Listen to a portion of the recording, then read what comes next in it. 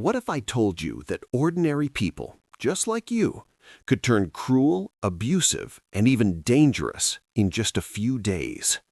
Not criminals, not psychopaths, just normal people. And this wasn't a movie. It actually happened. In 1971, a psychologist named Philip Zimbardo decided to run an experiment. He wanted to understand something simple but terrifying.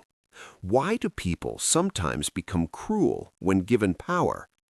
To test this, he created a fake prison right inside a university basement. But what happened next went far beyond anything he expected. The plan sounded harmless at first. Zimbardo recruited 24 healthy college students. They were all mentally stable, with no history of violence, just regular young men looking to earn some money. Then he randomly divided them into two groups. Half became prisoners, half became guards. That's it. No special training, no acting experience, just a role. But here's the part that made everything more real.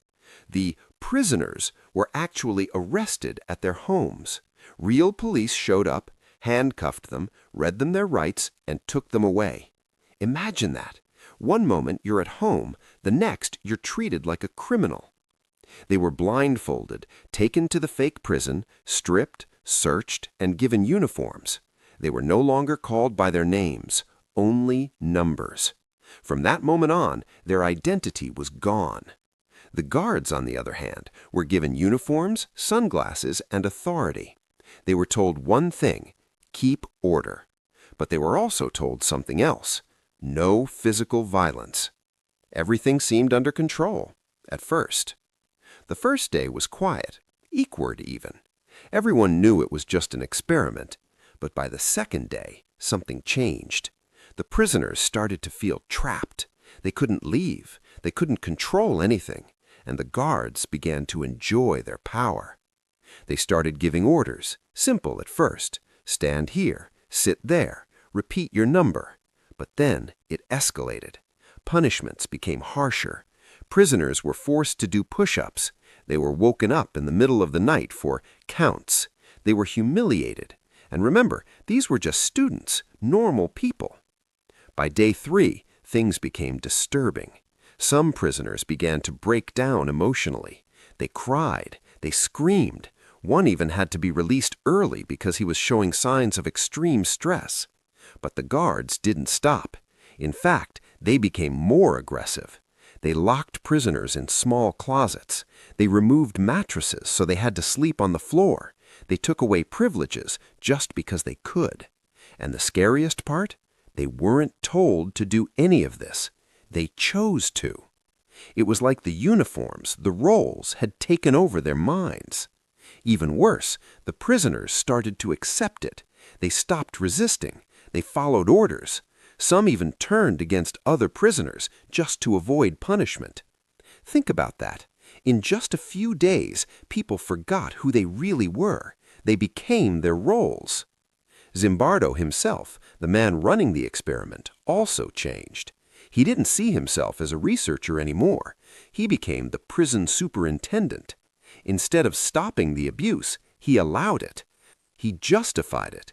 He told himself it was necessary for the experiment. That's how powerful the situation was. It didn't just affect the participants. It affected everyone. By day 5, the situation was completely out of control. The guards were inventing new ways to punish prisoners. Some prisoners were mentally exhausted. Others were completely silent, like they had given up. And still, no one stopped it. Until someone from the outside saw what was happening. A young woman visited the experiment and was shocked. She saw the prisoners, tired, broken, treated like animals. She saw the guards enjoying it. And she asked a simple question: "What are you doing?" That question changed everything. Zimbardo finally realized what had happened. The experiment had gone too far. It was supposed to last 2 weeks. It ended after just 6 days. 6 days, that's all it took for normal people to lose control. But here's where it gets even more disturbing. This experiment revealed something deep about human nature. It showed that people don't always need to be evil to do evil things. Sometimes all they need is the right situation, power, control, and no consequences. When those things come together, behavior can change fast, faster than anyone expects. This wasn't about bad people. It was about how easily good people can be influenced. And this doesn't just happen in experiments. It happens in real life, in prisons, in workplaces, in everyday situations where power is uneven. History has shown us similar patterns again and again, but this experiment made it impossible to ignore.